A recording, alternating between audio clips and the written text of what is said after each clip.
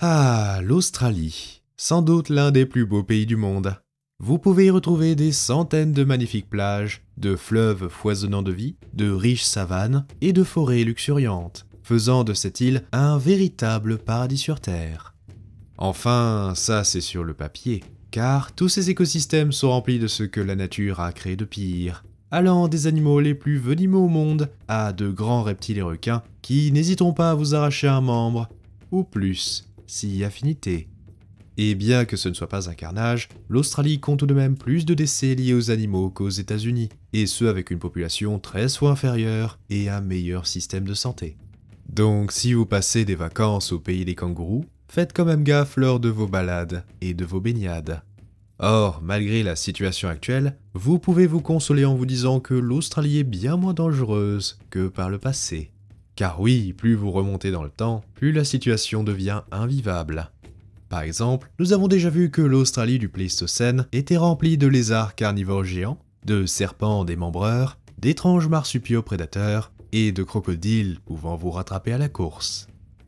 Néanmoins, bien que l'Australie du Cénozoïque était cauchemardesque, ce n'est rien comparé aux horreurs du Mésozoïque. En effet, ce pays vit naître un environnement hors du commun, qui permit l'apparition de tout un tas d'horreurs terrestres, aviaires et marines, celles-ci regroupées en un même endroit, la mer d'Eromanga. Bien qu'aujourd'hui l'Australie soit une île, celle-ci est tout de même particulièrement aride, avec seulement 4% de sa surface recouverte d'eau.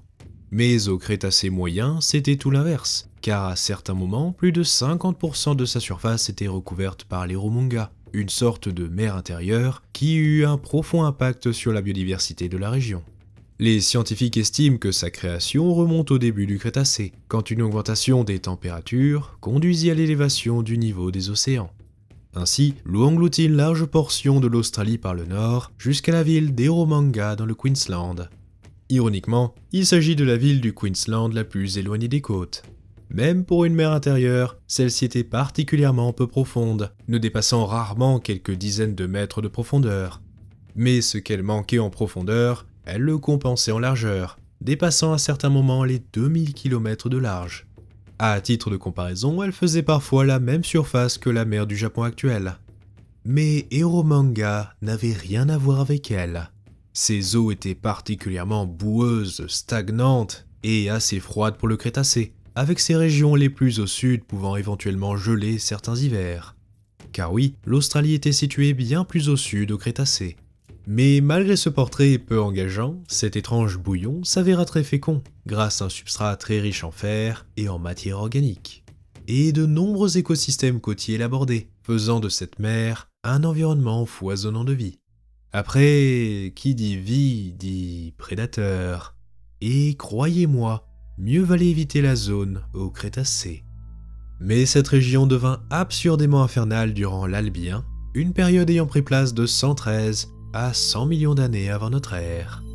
En faisant référence au Crétacé, vous pourriez penser que ces eaux étaient hantées par des mosasaures géants, mais en réalité, ces charmantes bestioles n'étaient pas encore apparues. Si jamais, j'ai traité ce sujet dans un petit épisode récemment. Du coup, la mer d'Eromanga abritait un tout autre genre de super prédateur, qui rivalisait avec les mosasaures en termes de terreur, les pliosaures.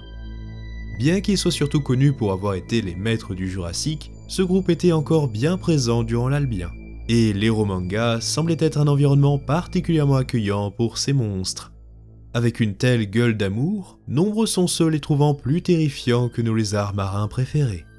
Compréhensible, à la vue de leurs gigantesques mâchoires, leurs dents acérées, leur corps robuste et leurs 4 puissantes nageoires. Et parmi ces eaux remplies de monstres marins, le plus abondant était aussi le plus monstrueux, Chronosaurus. Bien que moins massif que ses cousins du Jurassique, il s'avère qu'il était tout de même l'un des plus gros pliosaures qu'aient connu les océans. Certaines estimations indiquent une longueur de 11 mètres pour 15 tonnes, le rendant plus trapu et lourd que ce cher Mosasaurus. Mais ce n'est pas fini, car un spécimen colossal fut retrouvé qui lui aurait pu mesurer dans les 13 mètres, soit autant qu'une baleine grise. Donc, naturellement, tout dans cette bête transpirait la violence et l'agressivité, tel que le démontrent ses nageoires pouvant atteindre les 2 mètres et son crâne étant plus grand que n'importe quelle espèce de dinosaure, à l'exception des cératopsiens. Par exemple, l'un des crânes découverts est un tiers plus long que celui du plus gros spécimen de T-Rex connu. Les extrémités de ses mâchoires étaient recouvertes par 6 paires d'énormes dents coniques, recourbées et striées, assurant un taux de pénétration maximum lors de la morsure. De plus, les dents avaient une racine assez longue, donc naturellement les paléontologues présumèrent que Chronosaurus était spécialisé dans la chasse au gros gibier.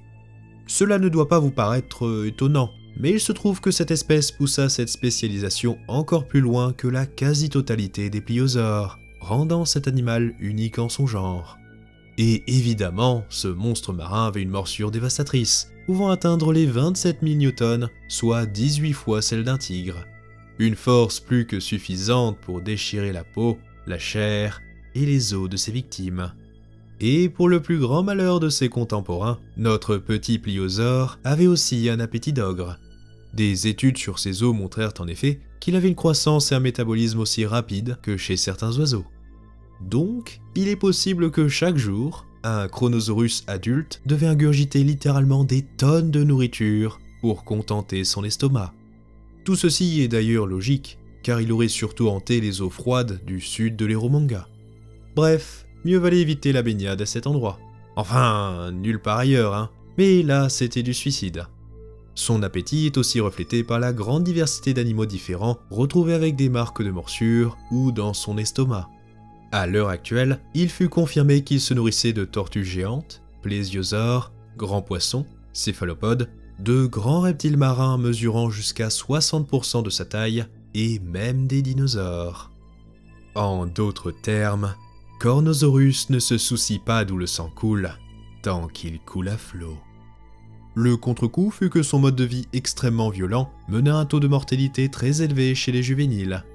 Comme vous vous en doutez sûrement, ce monstre était cannibale, car on retrouva de nombreux spécimens immatures portant des marques d'attaque. L'exemple le plus parlant est le cas d'un jeune ayant mesuré dans les 6 mètres, donc déjà un beau bébé. Mais malheureusement, il tomba sur bien plus gros que lui.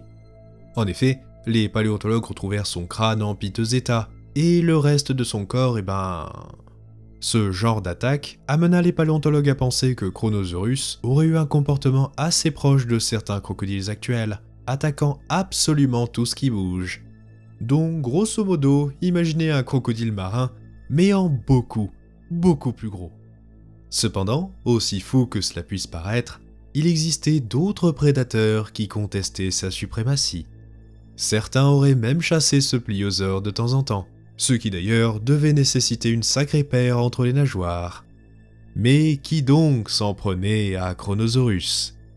Eh bien, des animaux dont nous sommes désormais très familiers sur cette chaîne, les requins. Car oui, comme l'Australie actuelle, la mer d'Eromanga était évidemment infestée de requins.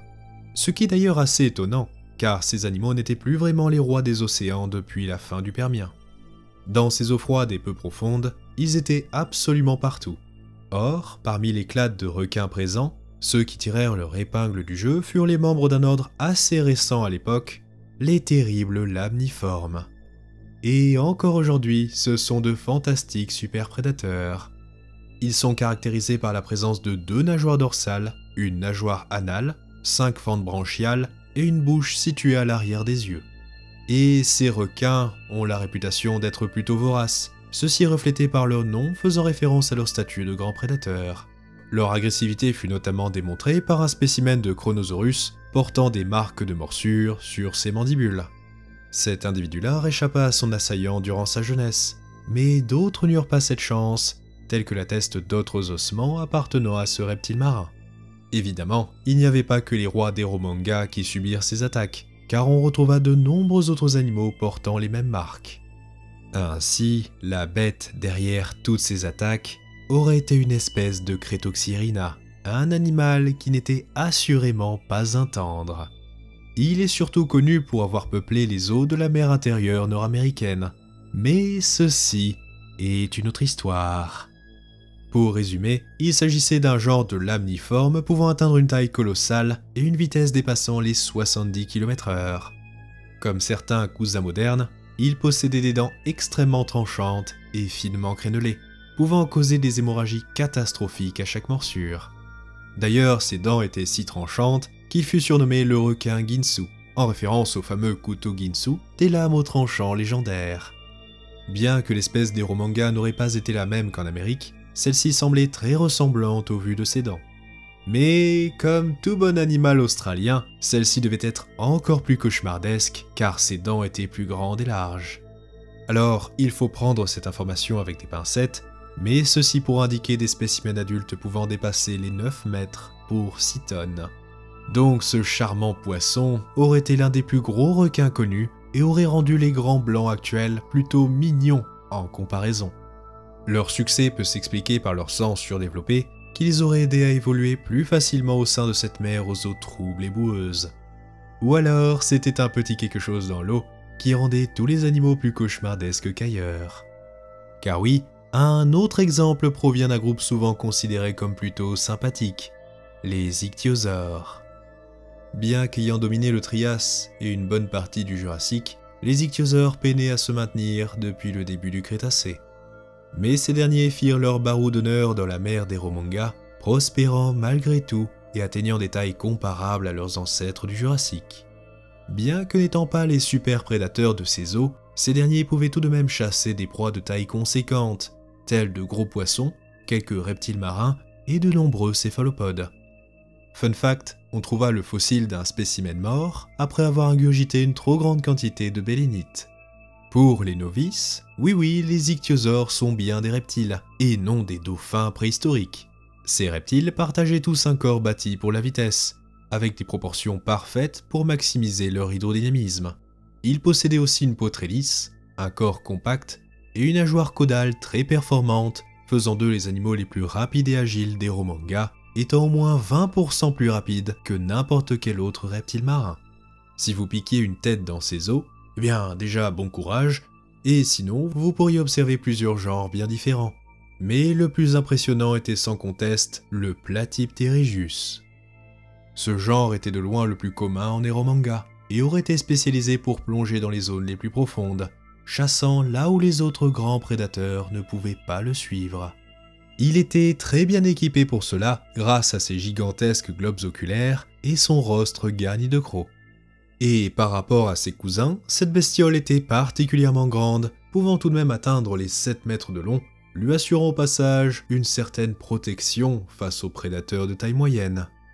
Bien que ses dents étaient designées pour attraper des poissons et des calamars, sa taille lui permettait tout de même de s'attaquer à des proies plus conséquentes. On peut lister notamment des tortues protostéguidées et des dinosaures. Enfin, plus spécifiquement des avialiens, tels que l'atteste un spécimen d'énanthurnite, un proto-oiseau si vous préférez, retrouvé dans le ventre d'un Platypterygius. Bon après, sa taille était aussi un problème, car il faisait une proie de choix pour le roi d'Eromanga, ceci montré par des spécimens partiellement dévorés par des Chronosaurus. De plus, il semble que ces ichthyosaures auraient plutôt vécu au sud de cette mer, comme notre pliosaure géant. Ainsi, jusqu'à la toute fin, les ichthyosaures restèrent de fantastiques créatures. Comme nous l'avons vu, l'Eromanga était un véritable petit aquarium de l'enfer, rempli de monstres marins géants. Mais tout comme l'Australie actuelle, cette mer préhistorique disposait aussi de nombreux autres animaux plus petits certes, mais pas sympathiques pour autant. Les meilleurs exemples se trouvent chez les poissons osseux, qui pour la plupart étaient tout à fait normaux, avec de nombreuses espèces d'alécomorphes, élopiformes, albuliformes et aspidorhynchidés. Mais parfois, disons que cela dérape un peu. Commençons avec le couillou, un proche cousin de l'horrible Xifactinus, pouvant atteindre les 2,50 m. Cette bestiole avait vraiment une sale gueule, et sa bouche pouvait gober des animaux presque aussi grands que lui, ce qui signifie qu'il n'aurait pas hésité à vous avaler vivant. Il aurait vécu proche de la surface, et ce dans l'ensemble de la mer d'Eromanga, hantant même les détroits, voire les eaux saumâtres. Pour faire un parallèle avec un poisson actuel, imaginez le tarpon, mais en beaucoup plus gros et carnivore. Bien que particulièrement immonde, ce poisson reste moins perturbant que notre prochain candidat, un espadon. Encore aujourd'hui, les poissons de l'ordre des Histiophoriformes, le taxon regroupant les marlins et les espadons, sont connus pour leur étrange rostre. mais ces derniers ne possèdent pas de dents bien développées. Or, notre espadon préhistorique, lui, était pourvu d'une bouche garnie d'effroyables crocs. Et avant qu'on me tape sur les doigts, non, il ne s'agissait pas d'un véritable espadon, mais d'un poisson ayant appartenu à l'ordre éteint des pachycormiformes. Voici donc le Protosphyraena, une charmante sardine possédant des dents à la fois extrêmement tranchantes et aussi longues que chez certains grands théropodes. Une autre particularité était son rostre très court, ce qui pourrait paraître comme une bonne nouvelle, car cela limiterait sa portée. Mais c'est tout l'inverse, car ce poisson avait sans doute une méthode de chasse particulièrement brutale. La forme du corps est le résultat d'une évolution convergente, celui-ci adapté pour fendre l'eau à une vitesse pouvant dépasser les 80 km/h. Donc à l'aide de sa vitesse et de son rostre court mais robuste, il aurait pu attaquer comme une torpille, ceci résultant de blessures catastrophiques, même sur des animaux de grande taille. Et bien qu'il faisait pâle figure face aux requins, pliosaures et ichthyosaures géants, ce poisson n'était pas à prendre à la légère, les adultes pouvant atteindre les 3 mètres de long. Pas mal, n'est-ce pas? Mais il nous reste encore un dernier groupe de monstres marins à traiter. Bien que moins dangereux que les créatures vues précédemment, d'autres reptiles étaient aussi présents en grand nombre, les plésiosaures. En effet, ces reptiles marins furent les animaux les plus prospères dans les Romanga, avec une très grande diversité d'espèces. Vous aurez pu les retrouver au sein de tous les écosystèmes, et ils variaient grandement en termes de taille. Certains pouvaient atteindre les 7 mètres de long pour 2 tonnes, tandis que d'autres ne dépassaient pas les 3 mètres. Bien que n'étant pas de grands prédateurs, tels les pliosaures ou les requins, les plésiosaures avaient un avantage sur ces monstres, la faculté à vivre dans des écosystèmes où la salinité variait grandement. Les pliosaures, requins, ichthyosaures et la majorité des poissons sont généralement retrouvés dans des sédiments soit marins soit saumâtres, mais pas les deux. Or, de nombreux plésiosaures sont connus pour pouvoir faire cela et ainsi remonter les rivières. Ceci leur permit de peupler toute une multitude d'écosystèmes loin des mâchoires des super prédateurs marins. Ce qui signifie aussi que la moindre rivière aurait pu abriter des reptiles marins dépassant la tonne. Ça donne envie, hein? Outre leur adaptabilité, ces animaux disposaient aussi de puissantes nageoires, d'une vue acérée, d'un corps hydrodynamique et bien évidemment de leur long cou iconique. Ce fameux long cou leur aurait permis de surprendre les poissons dont ils se nourrissaient, puis de les attraper avec leur gueule remplie de crocs longs et fins, parfaits pour percer la peau de proie glissante. Mais bien que les plésiosaures étaient très prospères grâce à leurs adaptations, cela n'empêcha pas les prédateurs d'en faire leurs 4 heures. Et vu la quantité de monstres dans ces eaux, disons que leur vie ne devait pas être de tout repos. Bon, je vous rassure, il existait aussi de nombreuses créatures relativement paisibles, telles que des tortues géantes, des céphalopodes aussi gros qu'un homme, pléthore de poissons, méduses, chimères, bivalves, gastéropodes et raies. Tout ceci fit de la mer des Romanga un habitat grouillant de vie. Et vu que ces eaux étaient remplies de prédateurs cauchemardesques, vous pourriez imaginer que les animaux terrestres restaient à distance. Mais c'est tout l'inverse, car ceux-ci étaient attirés par cette mer comme des papillons par la lumière. Les côtes de la mer des Romanga étaient tout aussi riches que ces eaux en termes de biodiversité. La raison est encore incertaine, mais il est probable qu'elles fournissaient une grande quantité de nourriture pour nombre d'animaux. Son influence créa aussi des habitats très propices à la vie, tels des forêts côtières, plaines inondables, mangroves, maquis et marais.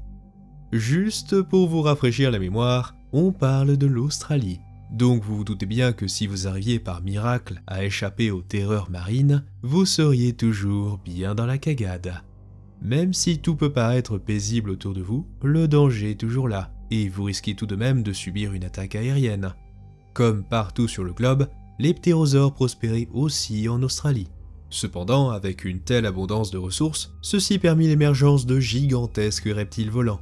Ainsi, vous aurez pu trouver les plus grands ptérosaures non astarchidés, les Anangueridés. Au moins 4 genres survolaient cette mer, mais tout comme les pliosaures et les ichthyosaures, ils étaient parmi les derniers de leur famille. Pour les nostalgiques des documentaires de la BBC, ces derniers auraient été les plus proches cousins des Ornithochéridés, tel ce bon vieux Ornithocheirus. Tout comme ce dernier, les Anangueridés étaient parmi les derniers ptérosaures pourvus de dents développées qu'ils utilisaient pour chasser des poissons. Ils étaient très communs et vous n'auriez pas pu les louper si vous vous baladiez sur ces plages. De plus, ils étaient assez faciles à observer, même de loin, car certains pouvaient être massifs, tel le Tapungaka. Ce ptérosaure pouvait atteindre une envergure de 7 mètres, soit 2 fois plus que l'albatros. Toutefois, il est probable qu'il puisse même atteindre les 9,50 m. Donc oui, même s'il était piscivore, mieux valait ne pas le provoquer. Après, ce ne sont pas ces charmants volatiles dont vous devriez le plus vous méfier, mais plutôt les crocodiles. Enfin, des crocodilomorphes, car les crocodiles n'apparurent qu'au Cénozoïque. Nous avons ainsi deux genres connus, Confractosuchus et Isisfordia. Comme quoi, en Australie, certaines choses ne changent jamais. Jusqu'à présent, aucun des deux ne fut retrouvé dans des sédiments marins, donc ils devaient surtout hanter les rivières bordant les Romongas. Mais certains paléontologues pensent que, tout comme les crocodiles marins actuels, ces derniers pouvaient naviguer entre l'eau douce, saumâtre et salée. Comme la plupart de leurs cousins, ils auraient chassé en embuscade, attrapant les animaux s'approchant trop près de l'eau ou des poissons. Le plus commun aurait été l'Isisfordia, celui-ci pourvu d'un museau assez étroit. Tandis que le Confractosuchus, j'adore ce nom, eh bien lui, il aurait été pourvu d'un crâne bien plus large, très ressemblant aux vrais crocodiles actuels. La bonne nouvelle serait que ces derniers étaient loin d'être aussi gros que leur futur cousin d'Amérique du Nord, le Deinosuchus. Car oui, l'Isisfordia aurait mesuré un petit mètre et le Confractosuchus pouvait atteindre les 2,50 m, soit autant qu'un dragon de Komodo. Vous pourriez vous dire « Oh, ça va !» Mais ce petit gars, le Confractosuchus, disposait d'une mâchoire designée pour attraper et maintenir des proies plus grosses que lui. Et puis, sans oublier qu'un crocodile marin de 2,50 m est tout à fait capable de vous tuer. En même temps, quand la plupart des proies disponibles sont des dinosaures, mieux vaut être bien équipé. Un spécimen fut retrouvé avec des os d'ornithopode dans son abdomen, tandis qu'un autre fut retrouvé juste à côté d'un sauropode dont il devait se repaître de la carcasse. Cela dit, même si les crocodilomorphes et les ptérosaures étaient nombreux dans les environs, les véritables maîtres de l'Australie étaient bien évidemment les dinosaures. Ils étaient particulièrement nombreux et diversifiés sur les bords de l'Eromonga, prospérant grâce à une abondance de ressources. De plus, cette mer peu profonde aurait créé de nombreuses îles, forçant certains animaux à migrer le long des plages. Certains spécimens montrèrent qu'il existait de nombreux taxons de dinosaures différents autour de cette mer. Toutefois, on peut noter une abondance de sauropodes. Et ces sauropodes n'étaient pas des petites bestioles, appartenant au clade des titanosaures, une famille qui à ce jour regroupe les plus grands animaux ayant marché sur Terre. Ainsi, 5 genres furent découverts au bord des Romongas: Australotitan, Diamantinosaurus, Savanosaurus, Ostrosaurus et Wintotitan. Chacun d'entre eux dépassait largement les 10 tonnes, et le plus gros, Australotitan, aurait pu atteindre les 70 tonnes pour une longueur de 30 mètres. Ceci faisait de lui le plus gros animal australien de tous les temps, et il était 7 fois plus long qu'un éléphant d'Afrique. Ces animaux colossaux auraient profité de l'abondance de végétaux et s'aventuraient souvent proches des rivières et des plages. Il a été aussi observé que ces sauropodes mouraient souvent près de la mer et étaient emportés par les vagues. Certains paléontologues proposèrent que cela avait un impact assez important sur les communautés d'animaux marins telles que l'on observe avec la mort des baleines de nos jours. Des empreintes fossiles suggèrent que des troupeaux longeaient souvent les plages de l'Eromonga, les amenant très proches des horreurs tapies sous la surface. Des fossiles de Chronosaurus, de requins et de plésiosaures furent en effet retrouvés à proximité d'os de sauropodes. Il apparaît aussi que de nombreux autres herbivores s'aventuraient tout près de ce petit aquarium de l'enfer, tels Coonbarasaurus, Mutaburasaurus, de nombreux iguanotontidés, ornithopodes et ankylosauridés. Bien que ces animaux n'étaient pas des tueurs nés, ils restaient tout de même intimidants. Enfin, pas autant que les théropodes australiens, car évidemment, il s'agissait des pires dinosaures que vous puissiez rencontrer, des mégaraptoriens. Et si vous avez vu ma vidéo sur ces adorables créatures, vous savez exactement pourquoi je dis ça. Bon allez, voici un petit résumé. Les mégaraptoriens sont un groupe de théropodes armés de griffes démesurées sur les mains, au lieu des pieds, qui, combinés à leurs bras puissants, faisaient d'eux d'authentiques Freddy Krueger. Ils auraient chassé en perforant et en tranchant leur proie en lambeaux, les dévorant parfois encore vivantes. Sans oublier que leurs os étaient extrêmement creux, les rendant très légers et donc particulièrement rapides, ceci faisant d'eux des sortes de dinosaures guépards, mais en beaucoup plus gros. Et bien sûr, comme on parle de l'Australie, évidemment qu'il ne pouvait pas y en avoir qu'un seul. Ainsi, deux genres furent identifiés, l'un décrit et l'autre en cours de description. Celui identifié, l'Australovenator, ou le chasseur du sud, aurait été le plus gros théropode australien connu, pouvant dépasser les 310 kg et les 6 mètres de long. Certes, on est bien loin du T-Rex, mais cela signifie qu'il devait plutôt chasser des proies de taille humaine. Grâce à sa morphologie, si ce charmant animal vous tombait dessus, vous n'auriez eu aucune chance de lui échapper. Et vous n'auriez pas juste eu à craindre ses griffes démesurées, mais aussi ses mâchoires, celles-ci pourvues de nombreuses dents crénelées et recourbées, parfaites pour trancher à travers la chair. Après tout, évidemment qu'en Australie, les prédateurs terrestres et marins étaient aussi terrifiants les uns que les autres. Cependant, les mégaraptoriens semblaient absents des environs de l'Eromanga, et ce seraient d'autres théropodes, tels des Elaphosauridés et des petits Tyrannosauroidea, qui occupaient les abords de cette mer. Et comme si toutes ces horribles créatures n'étaient pas suffisantes, Mère Nature faisait aussi des siennes. Par exemple, au Crétacé inférieur, l'Australie était confrontée à de gigantesques inondations, faisant fluctuer le niveau de l'Eromanga. Ceci pouvait donc causer des hécatombes parmi la faune terrestre et marine. On retrouva même une scène de chaos montrant des dinosaures se marchant littéralement dessus pour éviter d'être emportés par les flots.